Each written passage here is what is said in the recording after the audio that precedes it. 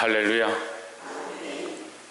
창세기 30장 말씀 함께 나누겠습니다. 창세기 30장 말씀은 참 읽기에도 난해하고 또 듣기에도 참 그렇게 좋지 않은 그런 내용들의 말씀이 등장합니다. 야곱의 이 집안이 그 아내와 또 시녀들을 통해서 자식들이 나게 되는데, 우리가 이것을 이제 종합적으로 보면 또 반대로 또 한 가지는 두 가지 사건이죠. 이 라헬과 레아의 서로 쟁투 속에서 그 시녀들을 들여보내서 자식을 많이 낳게 되는 그런 장면과, 또 라반과 그 소유에 대한 그 문제로 서로 암투하면서 소유를 서로 가지려고 욕심을 내는 그런 모습들 두 가지가 등장합니다. 그런데 우리가 이 말씀을, 왜 이 말씀이 성경에 있고 이 말씀이 우리에게 무슨 유익이 있느냐 이렇게 보면 어려운데, 결론적으로 얘기하면요, 결론적인 부분들을 보고 나서 다시 말씀을 보면 우리에게 도움이 됩니다. 이 야곱 이 집안의 이 암투와 또 재산에 대한 이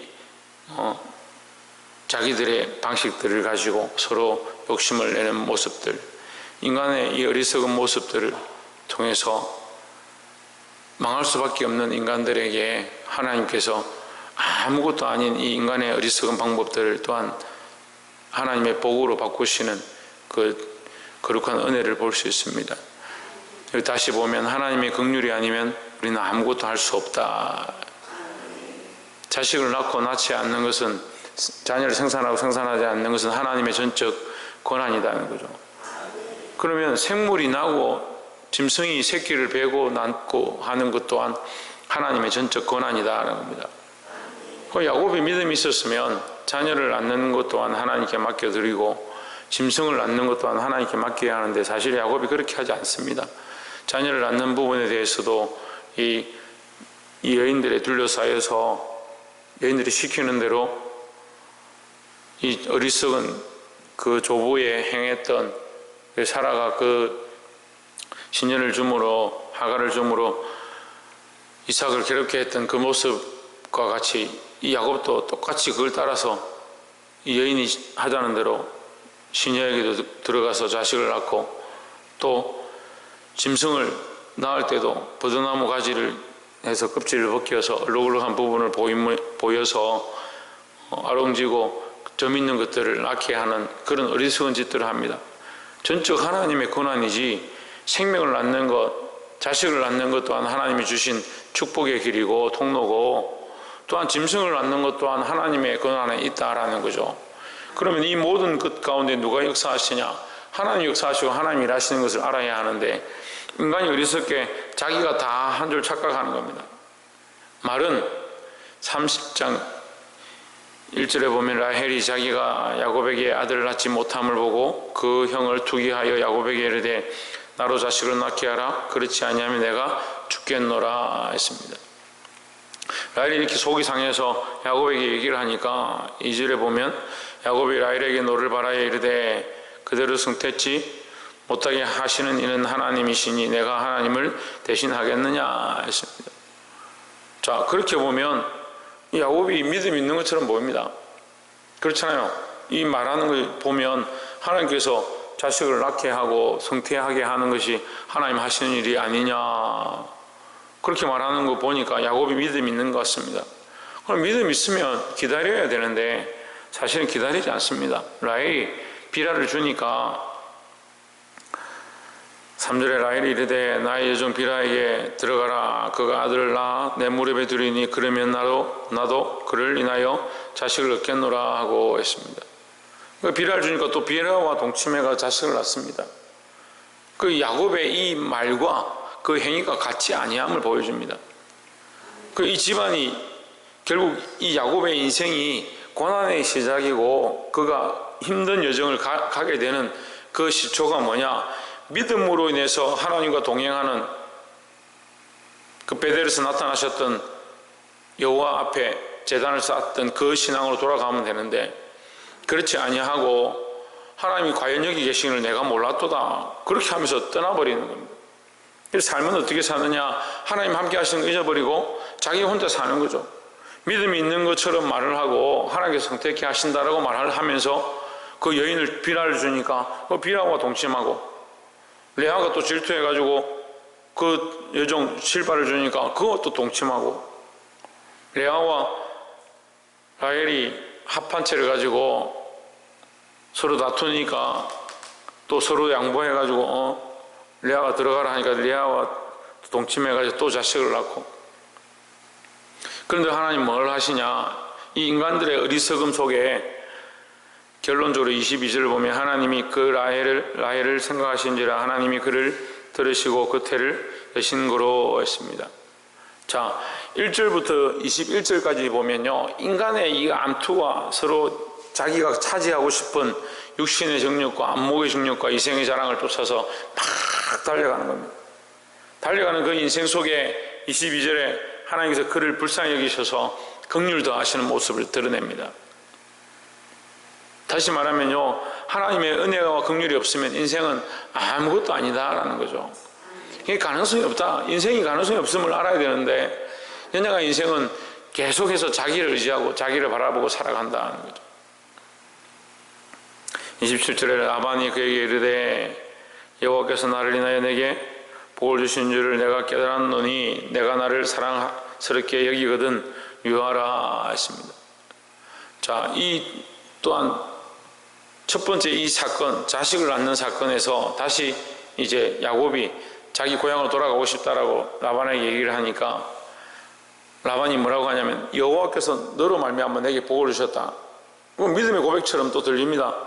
그런데 이것 또한 뭐냐? 처음에 야곱이 믿음 없는 말을 했던 것처럼 이 라반도 자기에게 유리할 때에 하나님을 갖다 쓰는 겁니다. 자기에게 필요할 때에 하나님의 이름을 갖다 들먹거리는 거죠. 그래 놓고 야곱을 떠나지 못하게 하기 위해서 하나님께서 너를 인해서 복을 주셨다 이런 얘기를 하는 겁니다. 하나님이 하신 일을 인정하는 게 아니고 야곱이 한 것을 야곱이 한 것이 대단하다 이렇게 높이는 거죠. 칭찬하고 높이는 거죠. 근데 우리가 참 이 신앙의 고백처럼 많은 말들을 하지만 사실 자기를 자랑하는 것들이 많이 있습니다. 우리가 조심해야 된다는 거죠. 29절에 야곱이 그에게 이르되 내가 어떻게 외삼촌을 섬겼는지 어떻게 외삼촌의 짐승을 쳤는지 외삼촌이 아시나이다. 그래서 이제 야곱이 제안합니다. 32절에 오늘 내가 외삼촌의 양떼로 들어다니며 그 양 중에 아롱진 것과 점 있는 것과 검은 것들을 가려내며 염소 중에 점 있는 것과 아롱진 것을 가려내어 내리니 이 같은 것이 나면 나의 삭시 되리이다 했습니다. 야곱이 라반이 듣기에 좋은 얘기를 하는 거죠. 그 양이 얼룩진 것들이 나기가 더 힘듭니다. 그 염소가 얼룩진 게 나기 더 힘들죠. 검거나 휘어야 되지 이 얼룩지거나 아름진 것들이 나는 것이 더 힘듭니다. 그러니까 라반이 생각하기에 그래 그렇게 하면 내 소유는 많아지고 야곱은 별로 가진 것이 없겠다 그렇게 생각합니다. 근데 야곱이 깨를 내죠. 깨를 내서 37절에 보면 야곱이 버드나무와 살구나무와 신풍나무의 푸른 가지로 취하여 그것들의 껍질을 벗겨 한 무늬를 내고, 껍질을 벗기면 흰색이 되는데 거기에 부분적으로 무늬를 내는 겁니다. 그러면 이제 그 나무 껍질이 얼룩얼룩하게 보이는 거죠. 그래서 그 짐승들이 물을 먹으러 와서 거기서 짐승들이 모여서 교미를 하면 그걸 보여줘가지고 그때 그 수태를 하면 그 새끼가 얼룩지게 그렇게 튼실한 양들이 건강한 양들이 오면 그 얼룩진 것들을 보여줘서 얼룩진 새끼를 가지게 했다. 근동지방에 이 시대 때 근동지역에 이런 일들이 있었다고 합니다. 그런데 이걸 썼는데 과학적인 근거는 없습니다. 과학적인 근거가 없는 일을 통해서 하나님 뭘 하시냐? 43절에 이에 그 사람이 심히 풍부하여 양떼의 노비와 약대와 나귀가 많았더라 했습니다. 무슨 얘기를 하냐면요, 30장 1절부터 21절의 결론이 하나님께서 그에게 은혜를 더하셔서 태를 넣으시고 그에게 긍휼을 더하셔서 그로 잉태케 하셨다.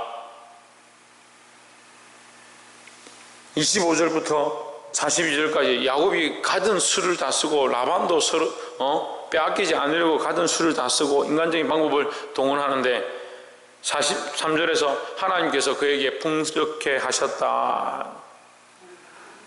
인간들이 인간적인 방법을 쓰지만 하나님께서 긍휼과 은혜를 베푸신다라는 거죠. 그럼 우리는 우리 인생에 이 주어진 수많은 것들이 나의 지혜와 나의 노력과 나의 삶의 여정으로 인해서 이렇게 풍족해졌고 이렇게 살아가느냐, 그걸 보아야 되는 겁니다. 하나님의 은혜로 되어지고 하나님의 긍휼로 되어졌다는 사실을 기억해야 합니다. 인간의 지혜는 어리석고요, 인간의 생각은 한정적입니다. 그러니까 잠시 뭔가 잘 되고 살만하면 내가 이렇게 했으니까 잘 됐고 내가 이렇게 했으니까 우리에게 이런 결과들이 있다, 인간적인 생각이죠. 근데 그 인간적인 생각인 줄 모르는 겁니다. 하나님만 갖다 붙이면 다 그게 신앙 고백인 줄 알고, 하나님만 갖다 붙이면 다 설교인 줄 알고, 하나님의 이름만 거들먹거리면 그게 다 교회인 줄 착각하는 그런 시대 가운데 있습니다. 우리는 보아야 합니다. 우리의 어리석음과 연약함과 우리가 갈 바를 알지 못하는 이 시대 가운데 하나님의 은혜와 긍휼을 구해야 될 줄 믿습니다. 말씀을 맺겠습니다. 인생의 항로를 인도하시고 우리의 인생을 책임지시고 우리의 생명을 보존하시는 이는 여호와 하나님밖에 없습니다. 그러니까 우리가 붙잡고 우리가 바라보고 우리가 높여야 될 하나님의 이름을 잊어버리면 우리에게 뭐가 남겠습니까? 이 어리석은 야곱처럼 자기 먹고 사는 것과 자기 육신과 자기가 즐기는 것들 때문에 하나님을 잊어버린 그런 모습을 깨닫고 하나님께서 늘 긍휼과 은혜를 베푸셔서 지금까지 우리가 지내왔다는 사실을 알게 되길 소망합니다. 오늘 30장을 통해 연약한 인생의 생각들 가운데, 어리석은 인생의 모습들 가운데도 하나님 여전히 긍휼과 자비를 베푸셔서 풍성케 하시는 모습이 저와 여러분 삶 가운데 늘 함께 하기를 주의 이름으로 축복합니다. 기도하겠습니다.